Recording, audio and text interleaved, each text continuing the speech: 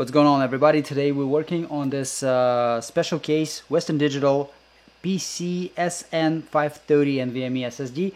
This SSD is very much similar to what comes inside of a SanDisk Extreme SSDs that I've covered on this channel many times. This is something that comes in very often.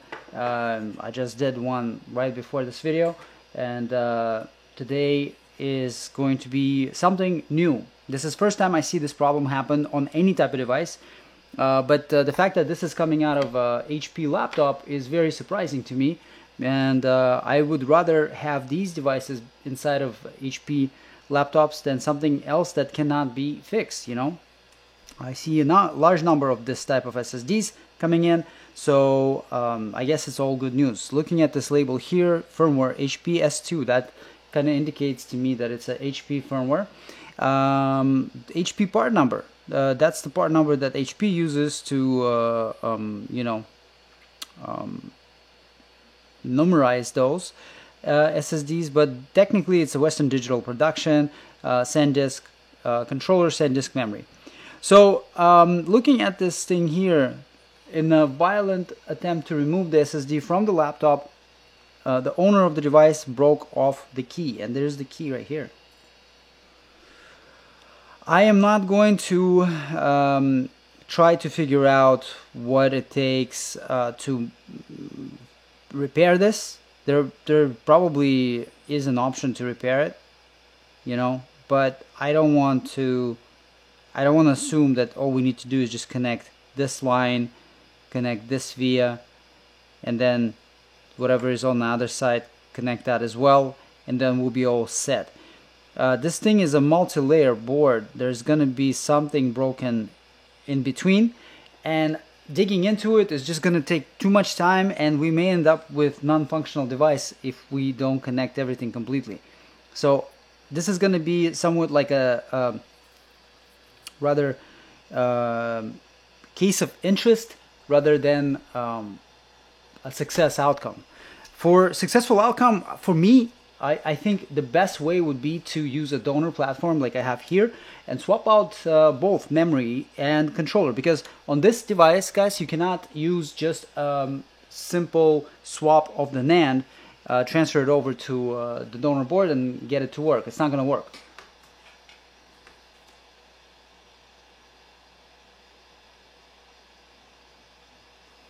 In order for it to work, you need to swap both controller and the NAND.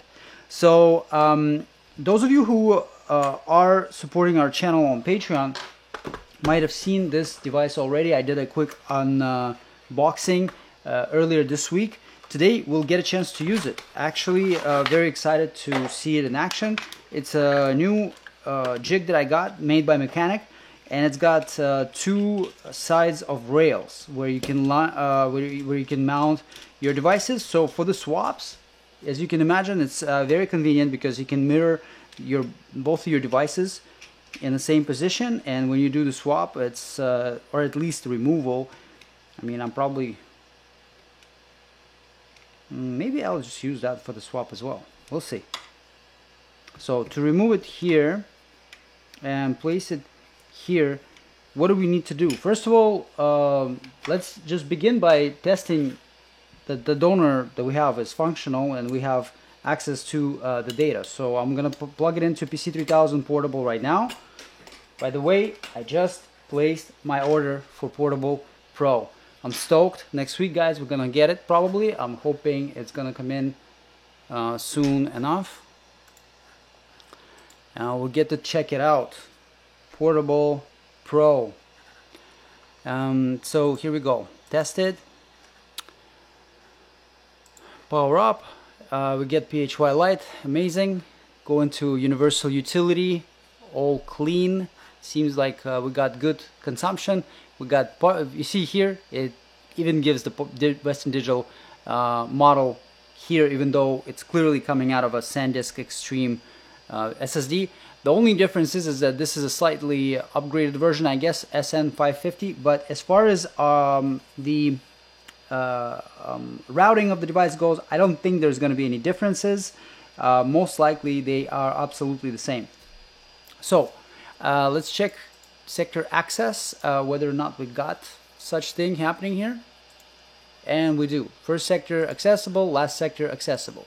Our device is fully good for communication. I'm gonna close this down and shut PC3000 off for now. It's just running really loud for some reason.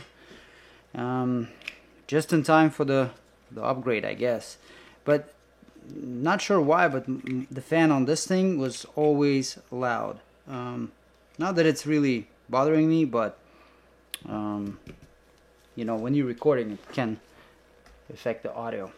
So here we are. So I'm gonna remove the NAND and the controller on the donor.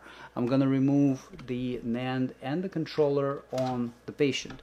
And you can see how useful this adapter can be, because, not adapter, but the holder, because it gives you an option to hold two devices at the same time and work with them at the same time. So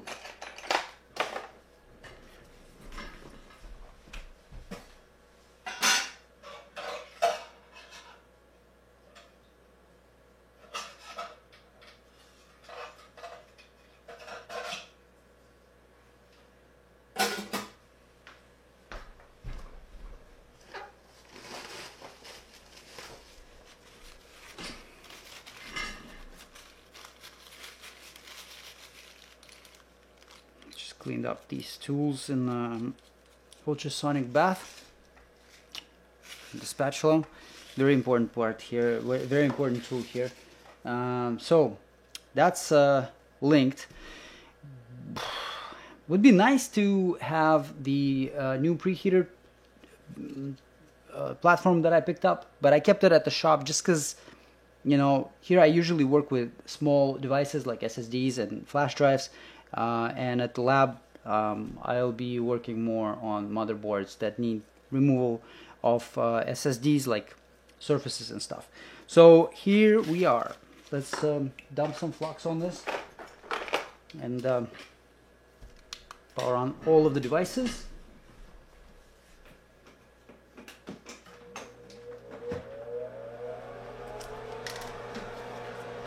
This is a brand new stick.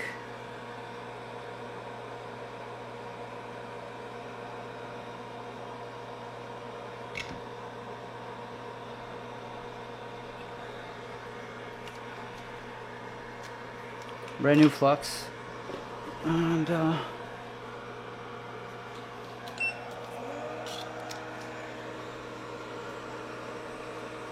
I guess we'll start with the patient and go from there.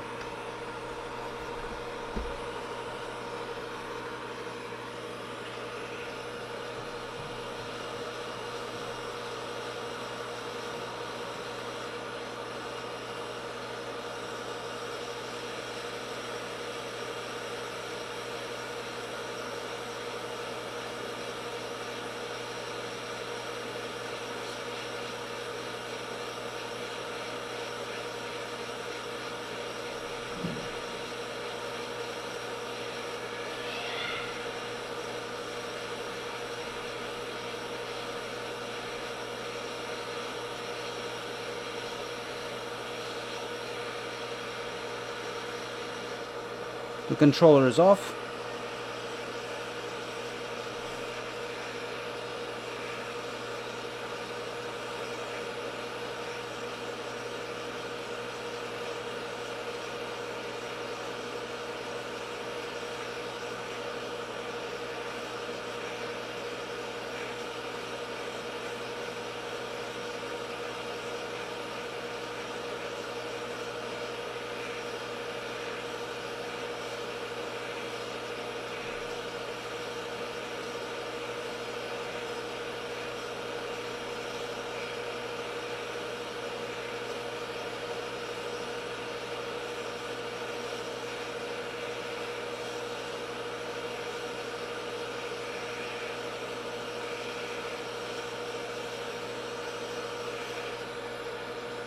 And the NAND is off. Set them aside.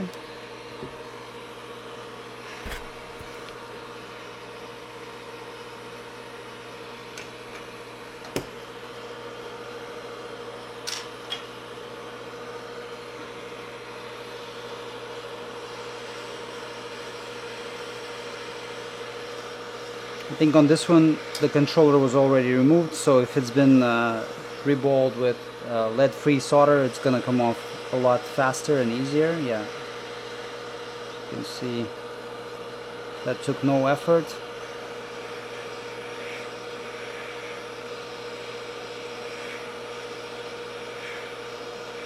And same for the NAND.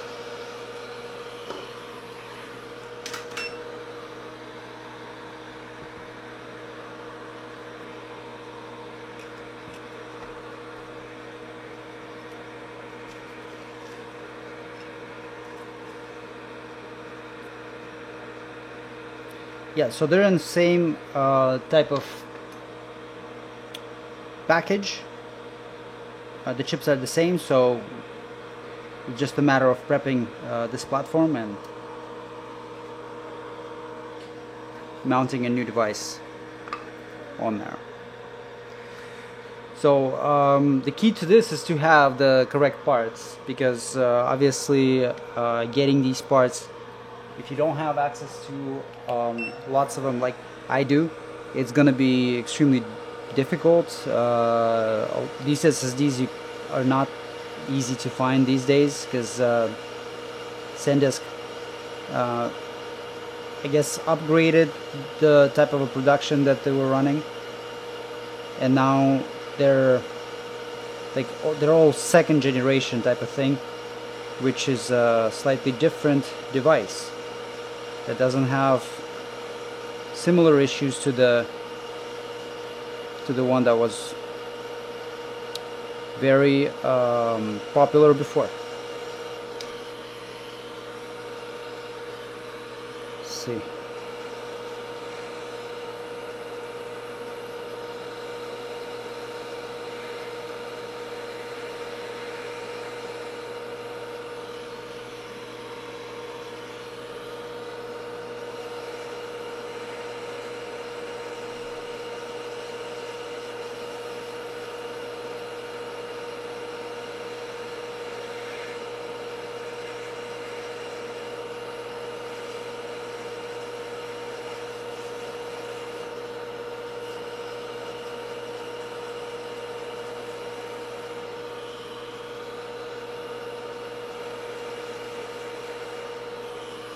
All right, that's set.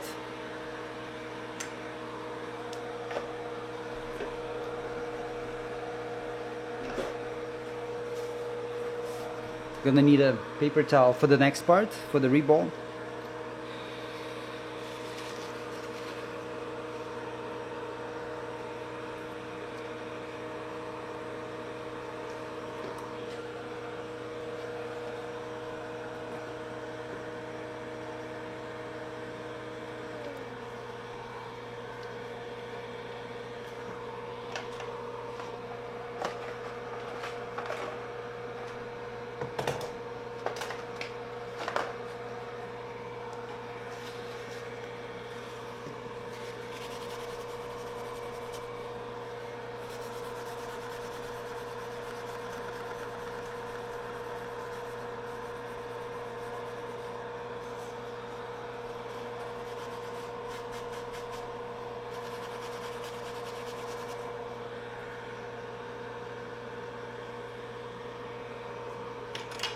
So we got a small problem up here.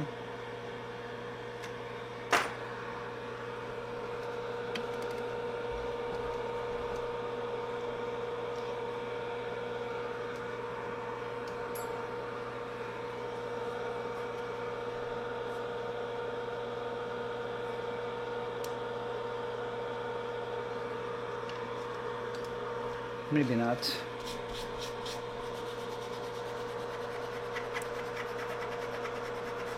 Wasn't sure if that was solder or just flux that was cooked up. Looks like it's just flux.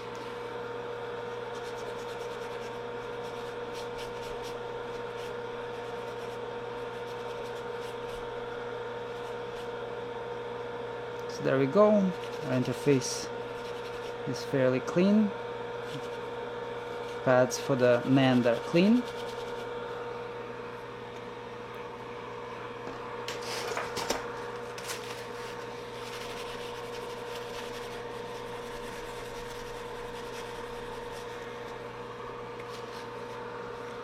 So the donor platform is prepared. Now we need to prepare our chips. The combination of the chips. This is the 1 terabyte combo, and this is our 256 combo.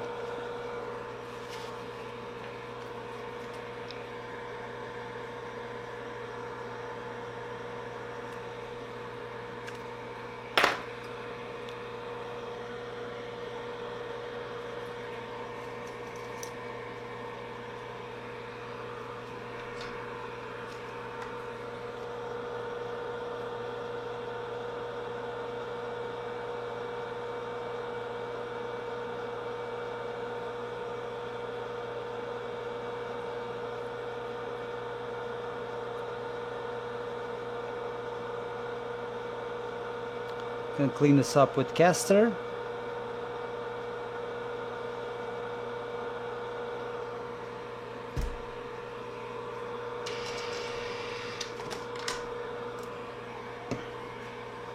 And pick it all up.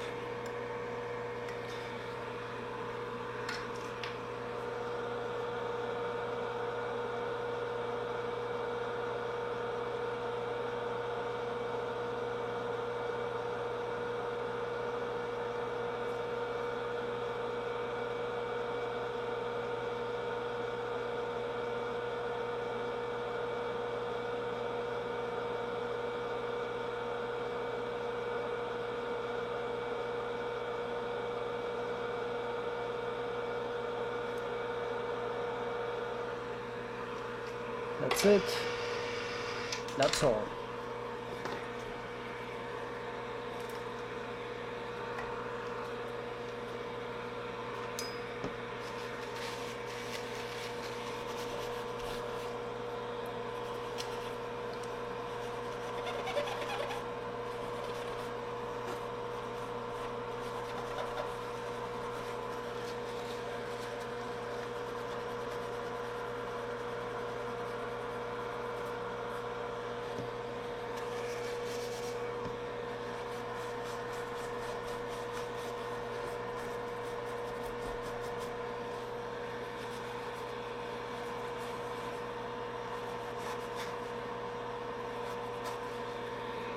Looks like there's still a little bit of flux left here that got cooked up.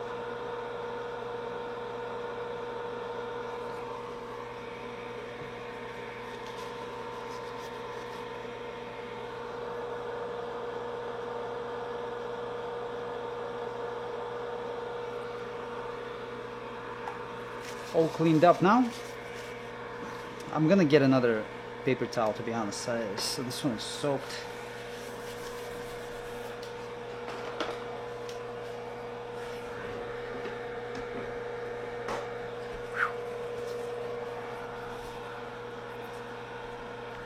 Gonna need to this one is piece of cake. This one is very easy to do, and there are plenty of stencils that I have that can establish the reball on it. But for the controller, you need a special type, and the special type even is also not perfect. It's kind of, it kind of needs a little bit of finessing.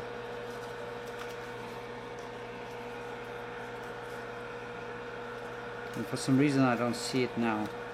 Oh, there it is. This is the one. So it's called SSD3. You can find it on AliExpress. Okay, so it's gonna have a bunch of these Shasta Plus types, and just generally this type of spacing, this type of pitch works for this controller. So we're gonna keep this one, and I need one for the NAND. For the NAND, honestly, like any one will do. That's got this type. Yeah, that one is fine. And that is called SSD1.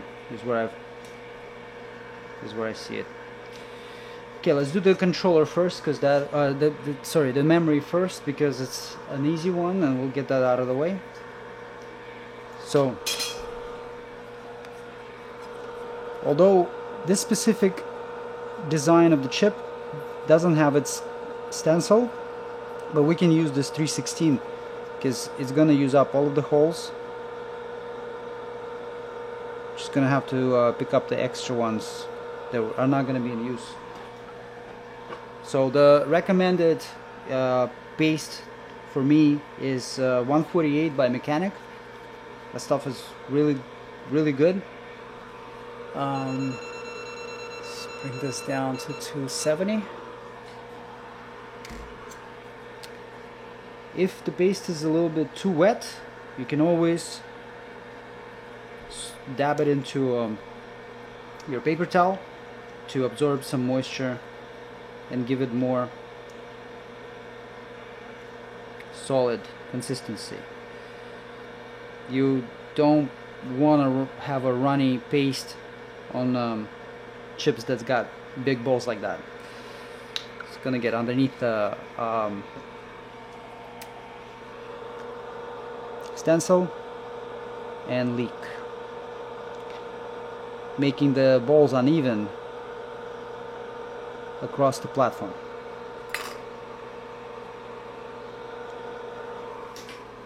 Okay, so let's go.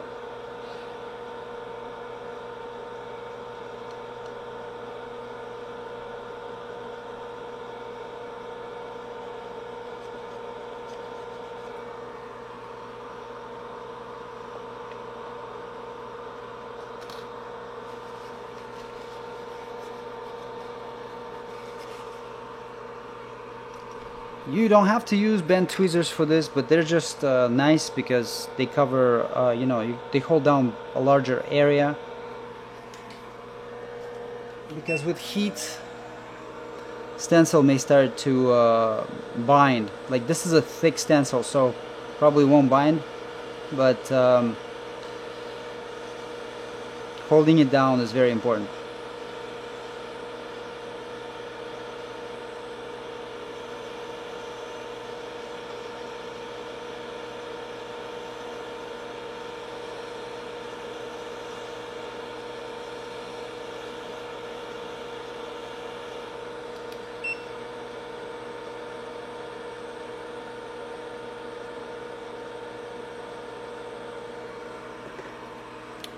I think I botched it.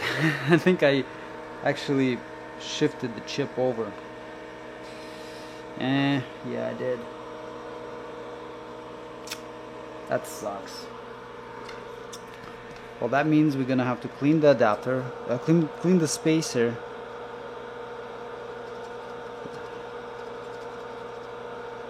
I felt it. That's the worst part, that I actually did feel it. I felt it shift. Although, you know what?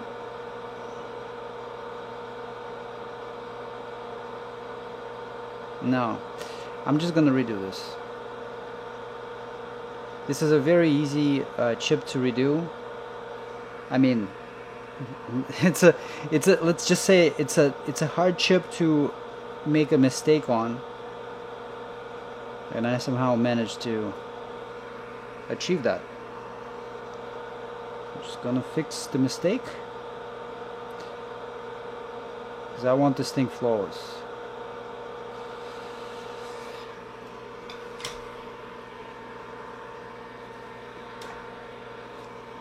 Give it a quick cleanup.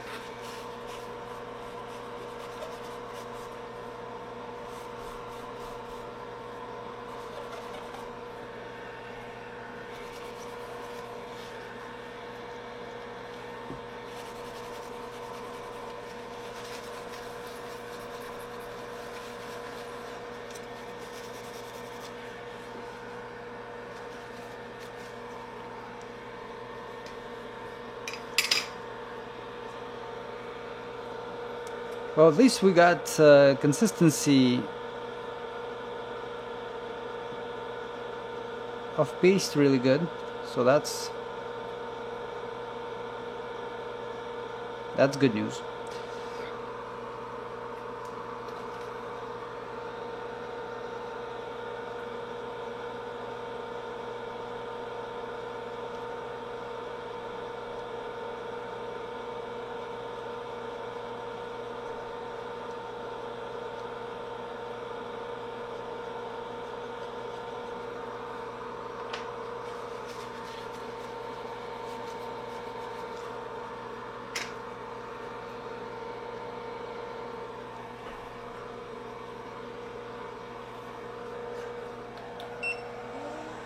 Okay, round 2.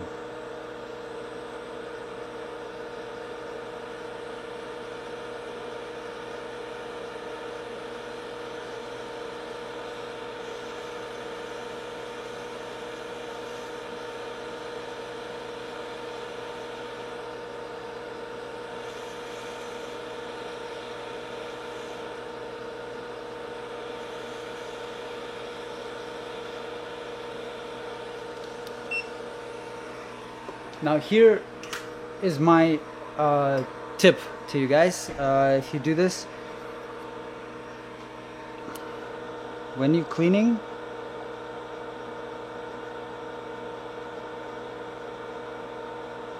these extra ones, pick them up before you lift. Okay, that way you don't have to deal with extra solder balls being there if you need to rerun the chip, reflow it once again just to center everything. In this case, I think came out really good. I'm not gonna rerun it. I'm gonna set it aside, and now this can go into a bath.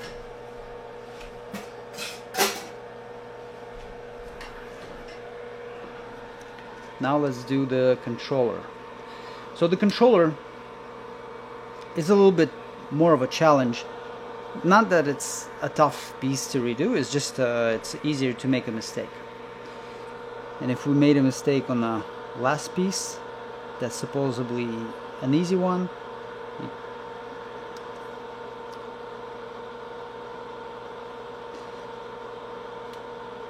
alright, we're gonna run it like that.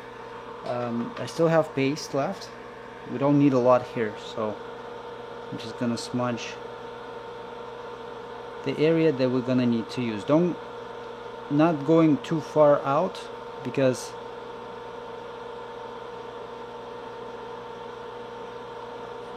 unused cells will still produce solder balls when it starts to melt, and when that happens, they will try to probably merge with what we need as pads, and that's gonna lead to, again, uneven reball, and we're gonna have to redo it. Here I'm gonna try to keep it without moving.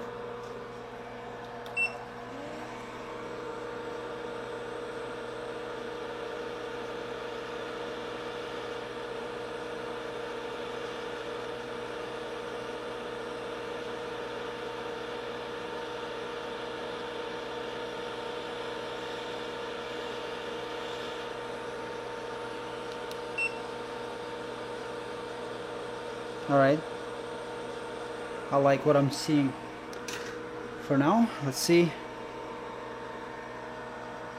if they all linked up. First, let's get rid of this.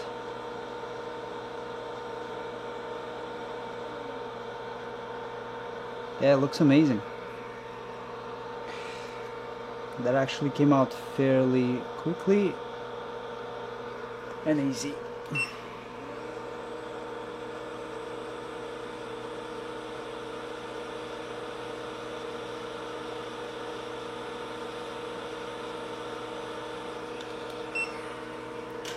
All right.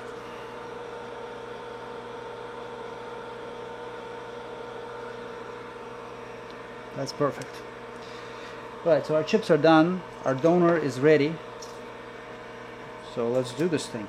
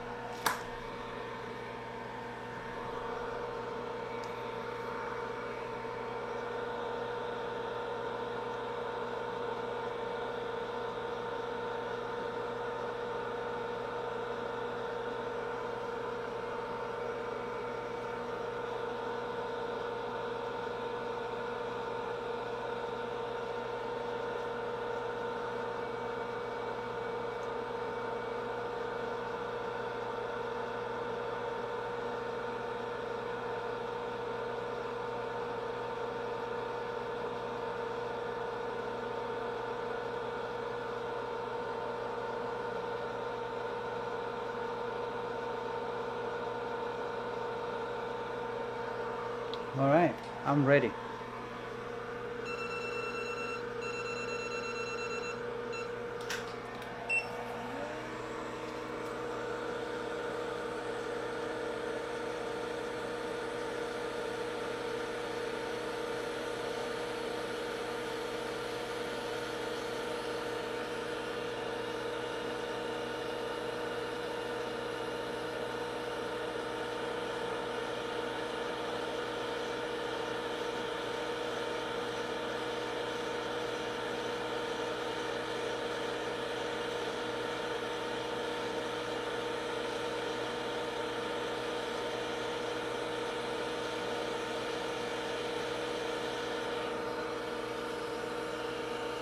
The controller is sitting.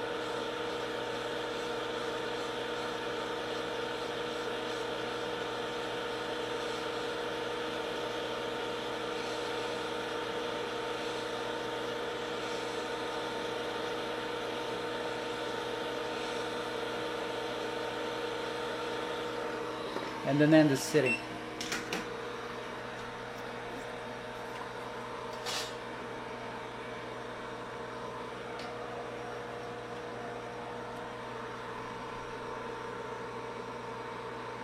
Out with the old, in with the new.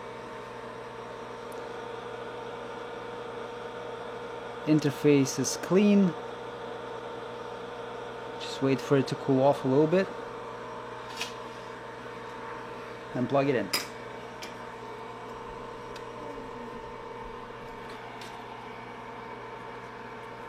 I think I'm gonna record one more case after this. Got a important job for a chip off that needs to be done on a flash drive, so that's probably going to be a Patreon episode, so you guys can catch it there. Started posting daily on there. Eventually it will make its way over here as well, guys. Just probably I just want to add some content to it for the YouTube, and gotta figure out the parts with the music where it's used. So here we are. The donor is assembled. Let's turn this off.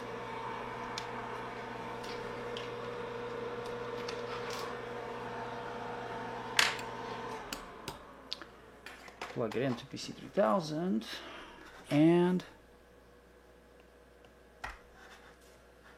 let's start the platform.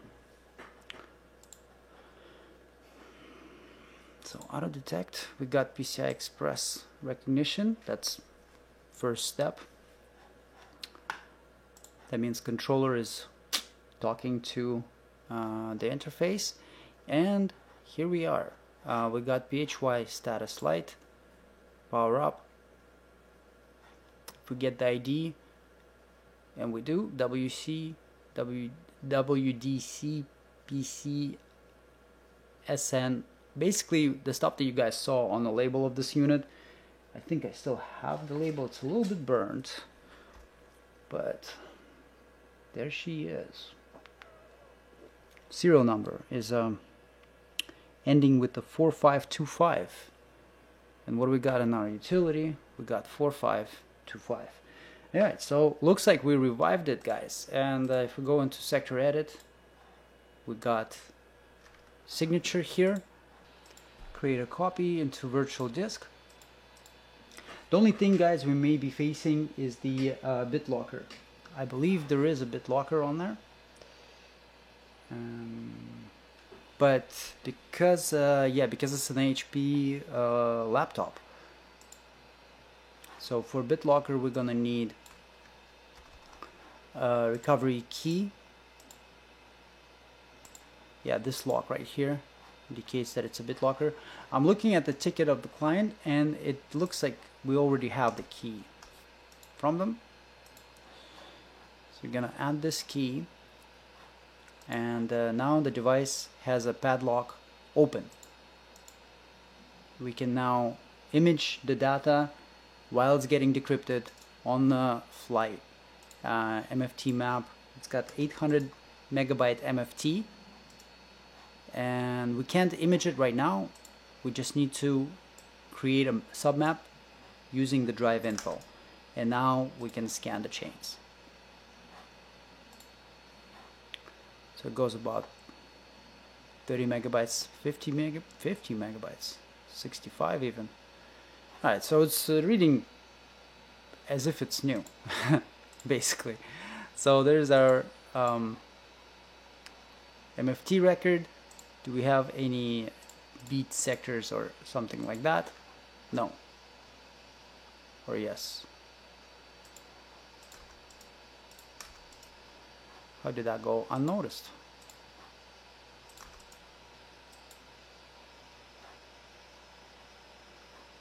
Okay, now it's complete.